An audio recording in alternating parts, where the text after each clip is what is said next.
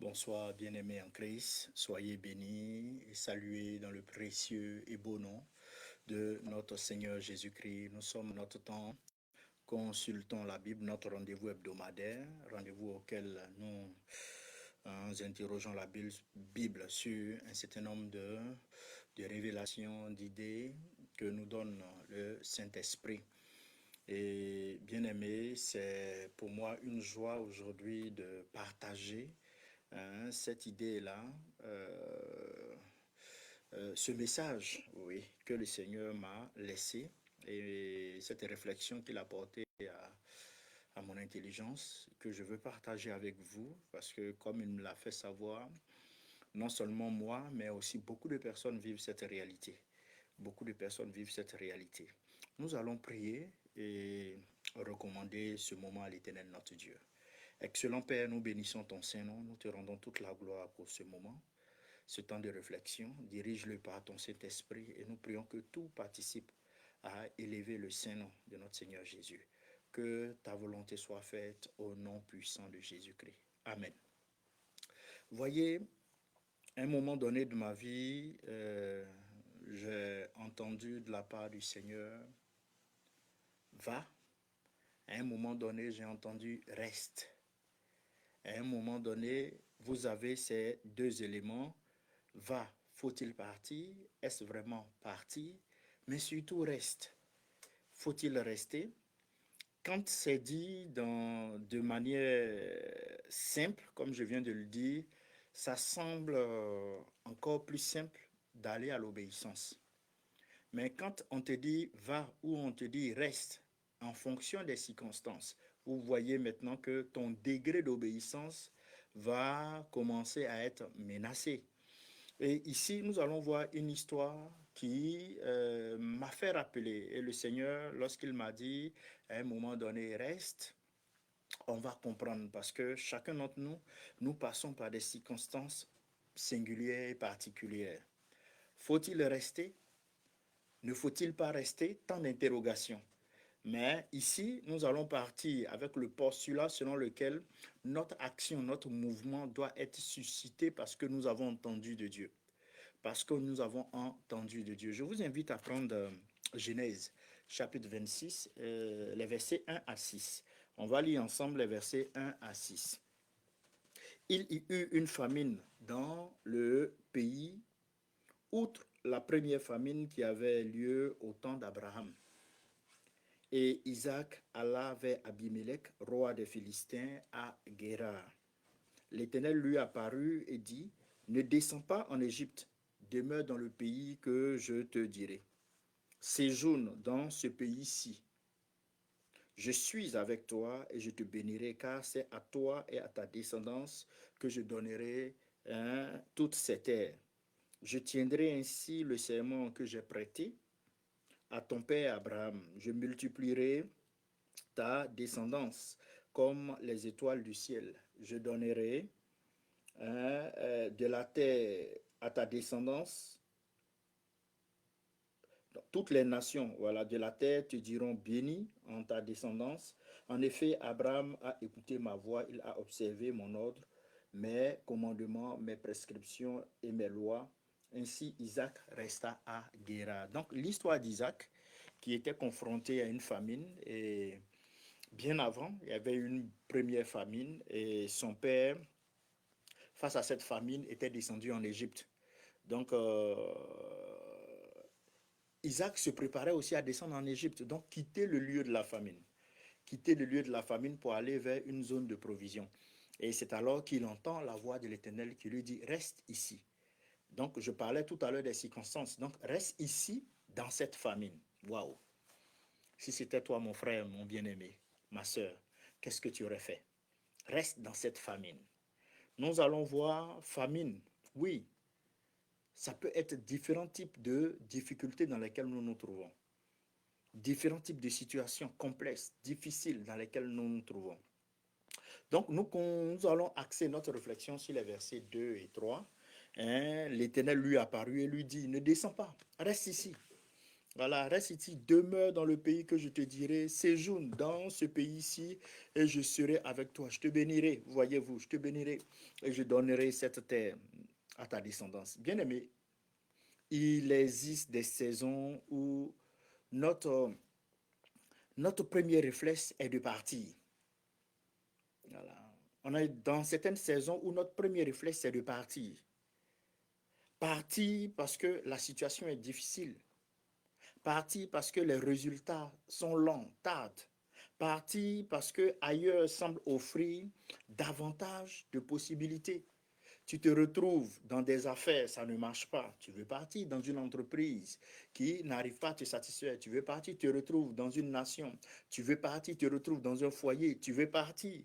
Donc, c'est ainsi qu'il faut comprendre. Donc, une situation difficile, certainement pas provoquée par toi, un cas de force majeure qui arrive dans ton espace, dans l'environnement dans lequel tu vis, quelle attitude dois-tu adopter? Je tiens à préciser que c'est fort probable que ceci soit traité en deux temps, parce qu'il y a tellement de choses à dire. Donc, si le temps que nous voulons pour consulter la Bible pour ce jour n'a pas pu satisfaire à évoquer toutes les révélations données par le Seigneur, nous pourrons avoir le temps pour poursuivre. Donc, bien aimé, il arrive que Dieu dise exactement le contraire. Tu es dans un mariage, c'est difficile, tu as envie de partir, Dieu te dit reste. Tu es dans un ministère, c'est difficile, ça ne va pas. Il y a les fidèles, il n'y a pas de fidèles, il n'y a pas de manifestation de la puissance de Dieu, il n'y a pas de considération de Dieu. Tu veux partir, Dieu te dit reste. Tu es dans des affaires, ça ne prospère pas du tout. Alors que probablement tu t'es même endetté pour mettre en place les bases de l'entreprise. Mais jusque-là, ça ne passe pas, c'est difficile. Ça influence même ta vie de famille. Dieu te dit, reste ici. Bien-aimé, dans Genèse 26, Isaac traverse quoi? Il traverse une famine, il n'y a pas à manger. C'est difficile, le sol est aride, le sol est difficile. On ne peut pas s'aimer, puisqu'à leur temps, c'était des éleveurs, des agriculteurs. Voilà, des éleveurs, des agriculteurs, on ne peut pas s'aimer, c'est difficile. Donc, il traverse une famine qui, dans la dimension humaine, l'a emmené à projeter déjà le regard sur l'Égypte. Hein? Et tout simplement parce que l'Égypte présentait un mieux-être par rapport au lieu où il habitait, à Guéra où il était. À Guéra où il était. Bien aimé,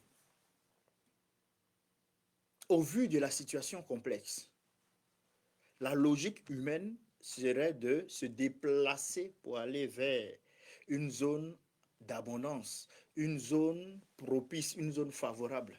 Mais bien aimé, qu'est-ce qui se passe? Dieu lui demande de demeurer dans le pays qu'il lui indique. Le pays où se trouve, où sévit, où est manifestée la famine, la souffrance. Cela nous enseigne quelque chose d'important pour ta vie, surtout pour moi. Ça m'a tellement personnellement impacté, touché, que j'ai bien décidé de vouloir partager cela avec vous. Bien aimé, le meilleur endroit n'est pas toujours celui où les circonstances sont les meilleures. Le meilleur endroit pour toi, ce n'est pas toujours là où les circonstances sont les meilleures. C'est là où Dieu veut que tu sois. C'est là où Dieu veut que tu sois. Je disais à un jeune frère hier, bien aimé, c'est Dieu qui a créé la terre. C'est Dieu qui a dit à l'homme dans Genèse 1, 26, 28, après les avoir bénis, dominés, assujettissés, il a donné cette mission-là à l'homme. Et aujourd'hui, le Saint-Esprit habite en toi. Donc, tout seul, toute situation peut être transformée par ta relation avec le Seigneur. Par la présence de Dieu dans ta vie, toute situation peut être transformée en ta faveur. Ah oui, c'est pourquoi je le redis, le meilleur endroit n'est pas toujours celui où les circonstances sont les meilleures. Tu peux te dire que l'herbe est verte chez le voisin, c'est là-bas que je vais aller. Tu peux te dire que l'herbe est verte chez l'autre homme dont tu vas quitter ton mari ou bien tu vas quitter ton épouse pour aller dans un autre foyer. Non, bien-aimé. Il faut marcher sur ce que Dieu vous a communiqué. Qu'est-ce que vous avez entendu de Dieu dans cette situation? Qu'est-ce qu'il a dit? Qu'est-ce que Dieu a dit? Et pour Isaac, c'était très clair. Dieu a dit, reste ici. Reste ici. Voyez. Donc, reste ici, ce n'est pas un appel à la paresse, à la passivité. Comme Dieu m'a dit de rester ici, je croise les bras. Non. Ce n'est pas un appel à la passivité, c'est un appel à demeurer dans la volonté de Dieu jusqu'à l'accomplissement de ce qu'il a annoncé. Nous avons des révélations. En tant que serviteur de Dieu, j'ai reçu une vision de la part du Seigneur. La vision en train de s'accomplir, ça prend son temps, mais j'avais vu pleinement la finalité de la vision. Mais comment arriver à la vision, ça le Seigneur ne me l'avait pas montré. Voyez-vous? Donc il te dit, reste ici. Il faut tenir compte de ce que tu as entendu. Et cela ne dit pas que tu dois être paresseux, cela ne dit pas que tu dois être passif. Tu dois plutôt rentrer dans la dynamique, une patience active dans la volonté de Dieu jusqu'à l'accomplissement de la volonté de Dieu ou de la révélation de Dieu ou de la vision que Dieu t'a donnée. Mais tu n'es pas passif. Bien-aimé, tu n'es pas passif. Reste ici. Ne t'interpelle dans la mesure où, ça c'est le premier élément que j'avance, je vais avancer plusieurs points. Comme je l'ai dit, je vais tenir compte du temps qui nous est imparti pour cette rencontre. Et puis si on doit le faire en plusieurs, on le fera. Reste ici, c'est le thème voilà, qui nous réunit ce soir, consultant la Bible. Reste ici, quand on voit le verset 1 de Genèse 26, le texte que nous avons lu d'entrée de jeu, il est dit, il y eut une famine dans le pays, outre la première famine qui avait eu lieu au temps d'Abraham. Et Isaac alla avec Abimelech, roi des Philistins, à Guérar. Et Isaac alla avec Abimelech, roi des Philistins, à Guérar. Bien-aimé, ce passage-là commence par une affirmation importante. Il y eut une famine dans le pays. Il y eut une famine dans le pays. Ce n'est pas seulement toi sur ta circonstance. C'est une circonstance d'ensemble. On est d'accord. Donc ici, la famille crée naturellement quoi? Une pression.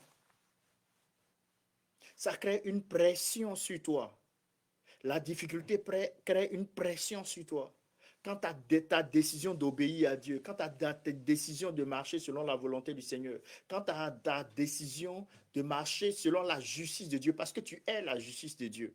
Mais la circonstance autour te met la pression. Tu es au travail, ton patron te demande une contrepartie de ton corps pour une élévation. Alors qu'à la maison, vous êtes sur le point d'être chassé de la maison. Tu es le seul à pouvoir, ou tu es la seule à pouvoir envoyer l'argent à la maison. Vous voyez cette pression? Tes enfants vont être chassés de l'école. Et voici la proposition malsaine qui t'est proposée en entreprise. C'est une pression. C'est une pression. Quand Dieu dit reste ici, c'est reste ici selon ce qu'il t'a dit, selon ce que tu as entendu de lui. Donc, qu'est-ce qu'il t'a dit? Il t'a dit, toi, en tant que chrétien, d'être intègre, que ton corps est le temple du Saint-Esprit. Donc, tu ne vas pas céder à cette proposition malsaine. Quand il dit reste ici, c'est vrai, dans la dynamique de Isaac, on voit un espace en termes de lieu, oui. Mais vous, quand vous poursuivez le passage, vous voyez qu'il est resté là, mais il a semé. Il est resté là, mais il a travaillé. Et Dieu a rendu fertile le sol. Donc, toutes les fois où tu marcheras dans la volonté de Dieu, Dieu fera de telle sorte que sa parole prenne vie. Jésus le dit en Jean 6, 63, il dit que sa parole est esprit et vie. Elle est esprit et vie, bien-aimé. Elle est esprit et vie. Et il va dire encore dans Jean 10, Jean 10, 10, il dit que lui, le voleur est venu pour dérober, mais lui, il est venu pour donner la vie. Et la vie en abondance. Bien-aimé, Que le Seigneur nous bénisse et que sa grâce nous aide à avancer selon la volonté de Dieu, selon la volonté de Dieu. Poursuivons. Donc, ici, il faut trouver une solution. Pourquoi? Parce que nous avons une pression. Et nous avons cette pression-là quant à la famine dans laquelle nous nous trouvons. Donc, c'est justement là une période de pression où que nous pouvons prendre des décisions par moments simples pour échapper à l'inconfort. C'est ça la pression. Nous avions un confort, une situation délicate se produit et pour fuir cet inconfort, nous voulons prendre des décisions, soit qui glorifient le Seigneur ou soit qui ne le glorifient pas. Ou soit qui ne le glorifient pas. Bien-aimé, le Seigneur te dit, reste ici. Isaac aurait pu raisonner en disant, mais Seigneur, tu me dis reste ici, mais il y a la famine. Isaac aurait pu raisonner en disant, Seigneur, tu me dis reste ici, mais il n'y a rien à manger. Isaac aurait pu raisonner en disant, mais ailleurs, il y a certainement davantage de ressources. Ailleurs, dans cette entreprise, dans cette haute entreprise, dans cette haute cet autre poste de mon entreprise, il y a d'autres avantages. Qu'est-ce que Dieu te dit? Isaac aurait pu dire, mais je dois partir pour protéger mon avenir. Et tu m'as laissé une prophétie par rapport à mon père Abraham. Mais si moi dans la famine je meurs, est-ce que cela va s'accomplir? C'est vivant qu'on peut accomplir les choses. Ce sont les arguments que l'homme aujourd'hui donne pour désobéir à Dieu. Bien-aimé, une circonstance difficile n'est pas toujours un ordre de départ. Une circonstance difficile n'est pas toujours un ordre de départ, en tout cas pour le chrétien. Pour celui-là qui est en intimité avec le Seigneur, qui a connaissance de Dieu. C'est pourquoi Jean 17, le verset 3 nous dit, la vie éternelle, c'est de te connaître toi, le seul et vrai Dieu, et celui que tu as envoyé, Jésus-Christ. Bien-aimé, quand tu connais Dieu, et tu es conscient de ton identité en tant qu'enfant de Dieu, comme te dit Jean 1,12, que tu es enfant de Dieu, à tous ceux-là qui l'ont accepté, sont devenus enfants de Dieu. Tu es enfant de Dieu. La Bible te dit que tu es encore héritier. Et héritier de Dieu, co-héritier avec Christ. Tu ne peux pas être héritier de ce grand Dieu-là et être dominé par les circonstances que ce grand Dieu-là, dont il est supérieur. Il faut avoir ce mindset en tant que chrétien aujourd'hui pour ne pas céder aux facilités, aux propositions qui vont nous emmener à perdre la grâce, à nous distraire et à perdre la grâce. Bien-aimé, que tu demeures patient et persévérant dans la présence de l'Éternel, ton Dieu. Donc, une circonstance difficile n'est pas toujours un ordre de départ. Il faut que tu retiennes cela. Et il faut aussi comprendre que une porte qui semble fermée ne signifie pas nécessairement part. Une porte qui semble fermée, ça je le dis parce que je suis en train de, dans mes réflexions avec le Seigneur, il m'a amené à comprendre beaucoup de choses. Et là où je vous parle, je suis en train de parler, je comprends encore beaucoup de choses. Oui, bien aimé, des fois les portes si une porte là se ferme là, c'est pour que tu puisses entrevoir une porte d'excellence. D'excellence. Mais qui est aligné à ton obéissance, à ce que Dieu t'a dit, à la célérité à laquelle tu accordes l'obéissance à la parole de Dieu. À la parole de Dieu. Donc, bien aimé, vous verrez aussi que vous pouvez vous retrouver dans une période stérile. Cela ne signifie pas nécessairement aussi qu'il faut abandonner. Vous pouvez avoir une opposition. Cela ne signifie pas nécessairement que il faut changer de direction. Bien aimé, quand je regarde ici en Occident, je vois les montagnes qui sont les routes qui passent dans les montagnes. C'est amazing, comme le diraient les anglophones. Vous voyez? Parce que c'est comme si ça ne leur pose même pas de problème. Vous allez arriver dans les grandes villes, là, ils ont de ces gigantesques ponts qui traversent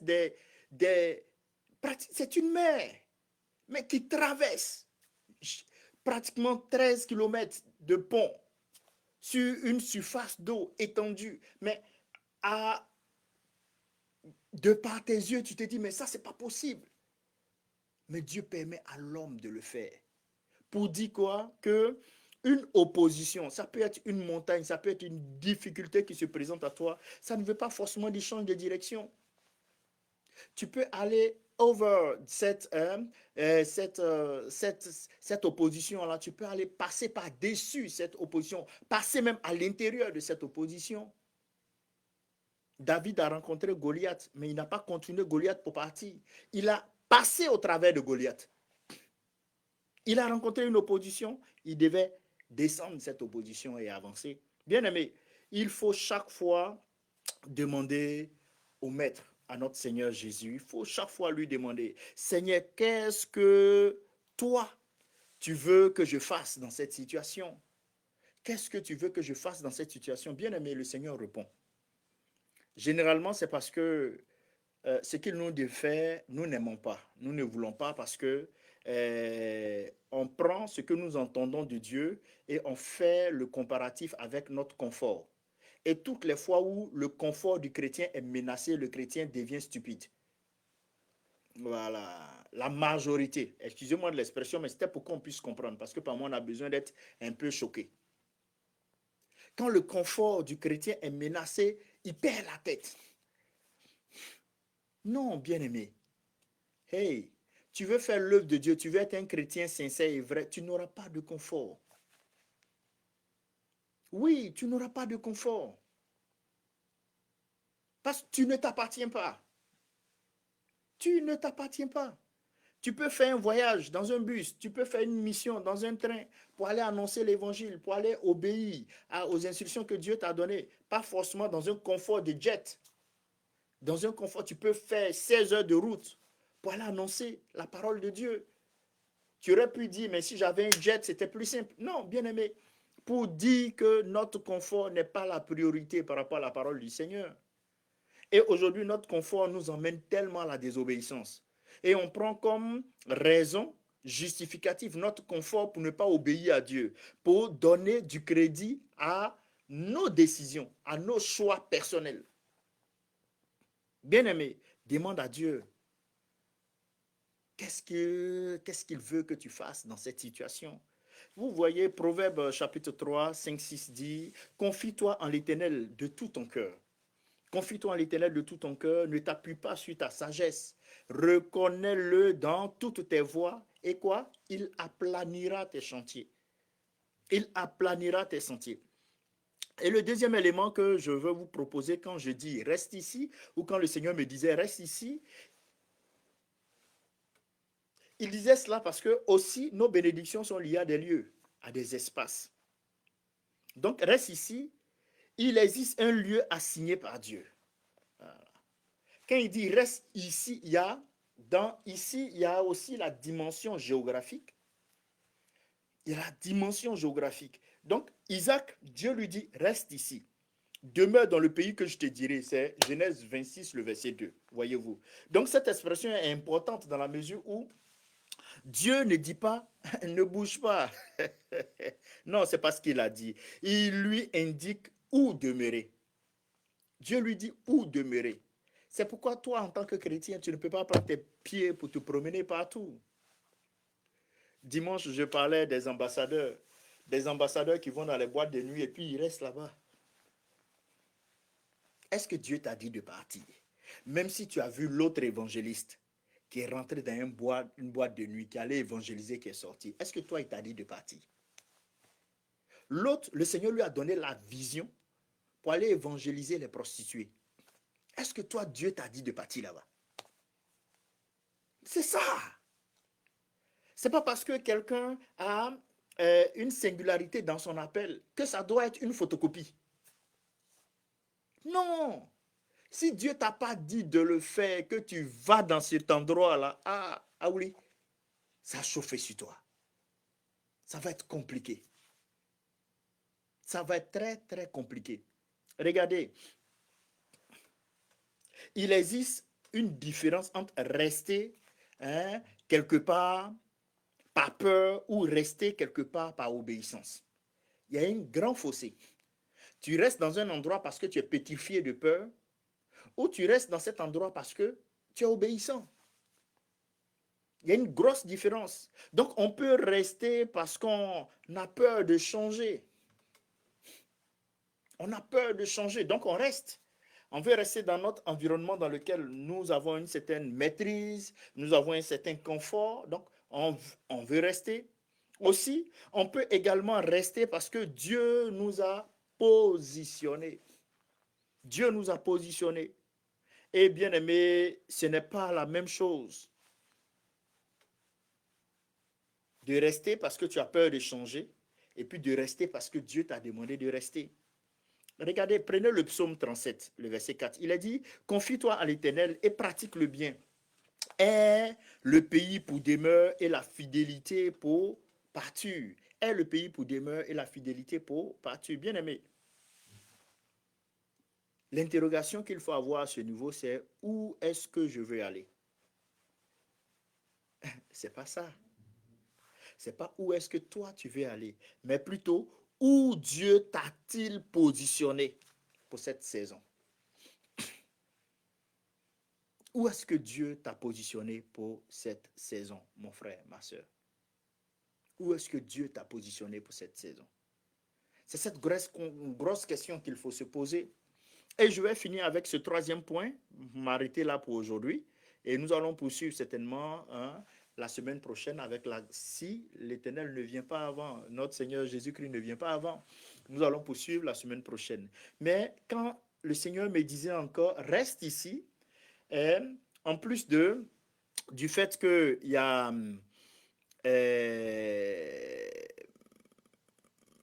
reste ici veut dire que je ne dois pas choisir ma direction. Ça veut aussi dire qu'il y a un lieu que Dieu m'a montré où je dois rester. Et en trois, ça veut aussi dire reste ici, c'est que ça fait cas de la présence de Dieu qui vaut mieux que de meilleures destinations. Voilà. Il faut avoir la présence de Dieu. C'est mieux que de meilleures destinations. C'est mieux que de meilleures destinations. C'est mieux que tout. C'est mieux que tout. Bien aimé, Dieu dit ensuite au verset 3, il dit, séjourne dans ce pays, je serai avec toi et je te bénirai. Séjourne dans ce pays, je serai avec toi et je te bénirai. Il dit, reste ici. Donc, sa présence vaut davantage, vaut mieux que toute chose. La présence de Dieu vaut mieux que toute chose. Bien aimé, regardez dans ce seul verset-là, l'ordre qui apparaît.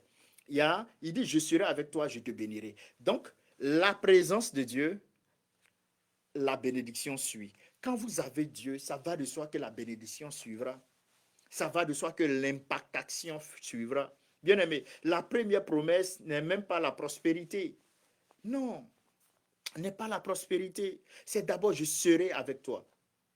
Je serai avec toi. Bien aimé, c'était là le véritable avantage d'Isaac. C'était là le véritable avantage d'Isaac. Bien aimé, il peut avoir une famine autour de toi. Il peut avoir des circonstances difficiles autour de toi. Il peut avoir une pauvreté manifeste autour de toi. Mais lorsque tu as la présence de Dieu avec toi, lorsque tu as la présence de Dieu avec toi, bien aimé, les choses changent. Un désert, oui, peut être transformé en un oasis. Oui, avec le Seigneur. Une situation complexe de mort, la mort va donner la vie. La mort va donner la vie. La pauvreté va donner la richesse. Parce que Dieu est avec toi. Parce que Dieu est avec toi dans cette pauvreté, la richesse va en sortir. Parce que Dieu est avec toi dans cette mort, la résurrection va en sortir. Et c'est ce qui s'est fait avec notre Seigneur Jésus. Nous sommes tous morts et ressuscités avec lui. Nous sommes tous morts et ressuscités avec lui. Parce que nous sommes, il est en nous. Il dit, si vous demeurez en moi et que mes paroles demeurent en vous, tout ce que vous demanderez vous sera accordé. Donc c'est d'avoir Dieu, c'est d'avoir Jésus-Christ avec toi. Bien aimé, lisons rapidement Moïse, Exode, Moïse et Exode. Exode 33, le chapitre 15. Exode 33, le chapitre 15. On lit et on finit avec ça. Exode 33.